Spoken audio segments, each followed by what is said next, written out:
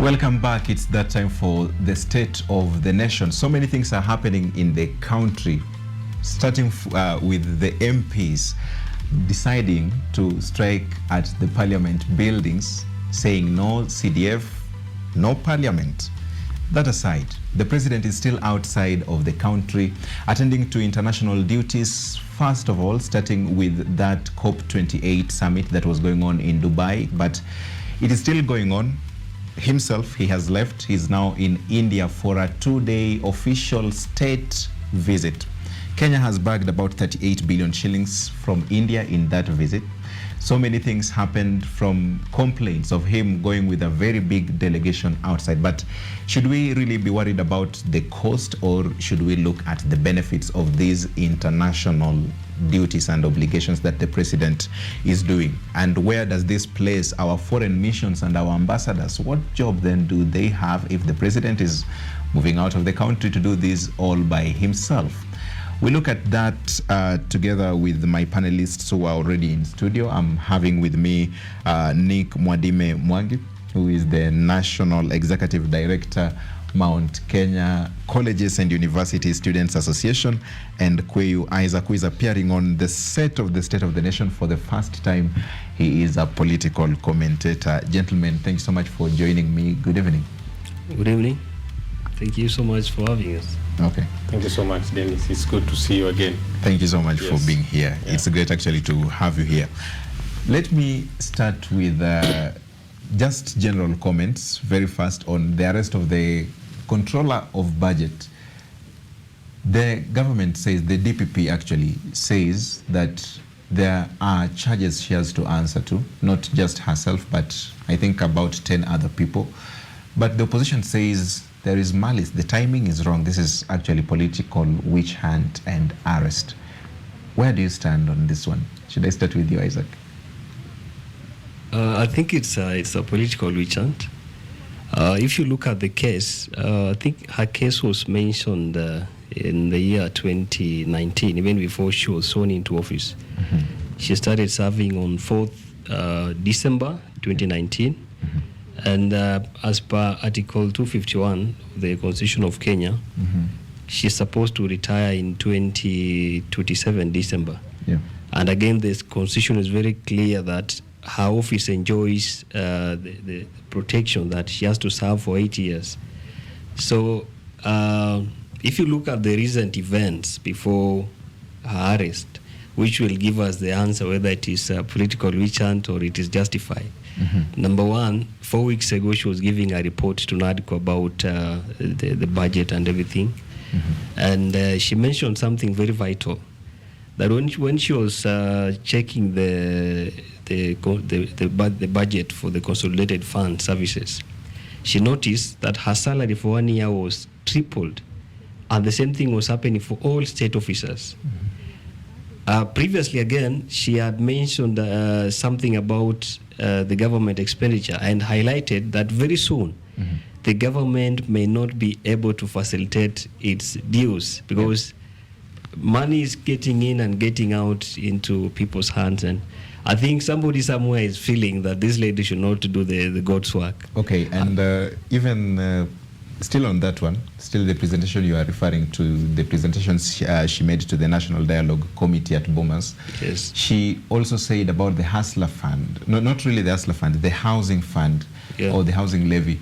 And she said that the reason why Kenyans don't even trust that they'll get these houses is because when somebody tells you something over and over again and it doesn't happen, that trust goes away, which somehow looked like she was hitting at the government, maybe unconsciously or subconsciously. Maybe she did see it that way when she said it. But Nick, does this mean that, for example, maybe Margaret is too honest to a fault? I was just watching the court case of Margaret Nyakang'o, and allegedly she's been accused of defrauding one Claudetia Mueni of 29 million between the year 1st November 2019 and 1st May 2020. I want to agree here with Isaac. To me, that is simply a political witch hunt, because the timing actually is odd, number one.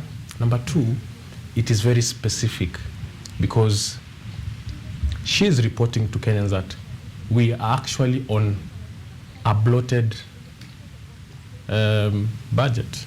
We don't have the money. Money comes in. Today we saw that the president has gone to get almost 38 billion in India, right? But we don't see the money. Taxpayers' money is out, in and out of different offices and institutions, unaccounted for. That's what Margaret Nyakang'o is simply saying, that there are a lot of public servants in this government that are fully corrupt. And the pinch is going to the taxpayers, and that is why she's fighting that battle.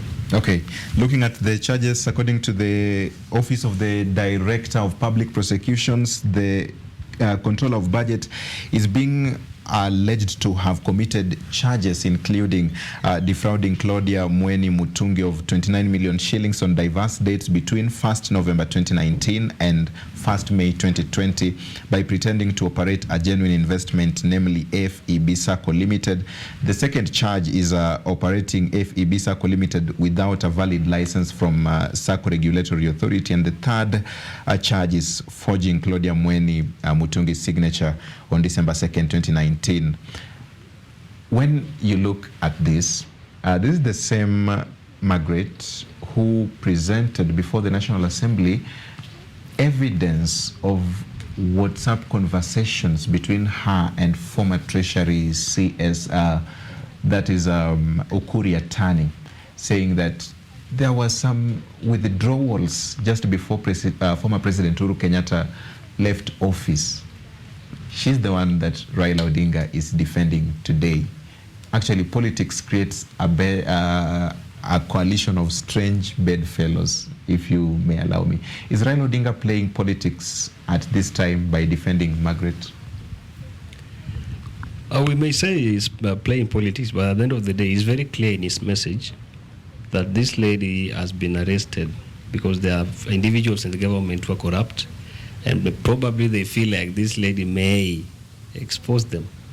It is politics at the end of the day, but there is just defending her from the fact that there is a message somewhere on the wall that some people are already feeling the pinch, and they are very afraid that this lady might fix them. So Raila must get in, and I think he's getting in the right time to make sure that this lady is protected. No matter what, we want these people to be brought to book. Who is being fixed and for what reasons? There must be somebody at the Treasury who feels like the Lord's work must not be done. I have to repeat that. Well, I don't know what the Lord's work. I don't know what the Lord's work means. In my view, yeah. I see it as Raila Odinga protecting the institution, the Office of the Control of Budget, because it plays a key role to this government or to this country. And the person that is holding this office is one Margaret Nyakang'o, number one. Number two, because your question is very specific, Raila has been known for his fight against corruption and against corrupt public servants. And if Margaret Nyakang'o has been deemed to be corrupt, then the court will serve her justice. Thirdly, because you've talked about the issue of Margaret Nyakang'o presentation on her text messages with former CS Victoria Tan, if you keenly observed that presentation, her body language was extremely off.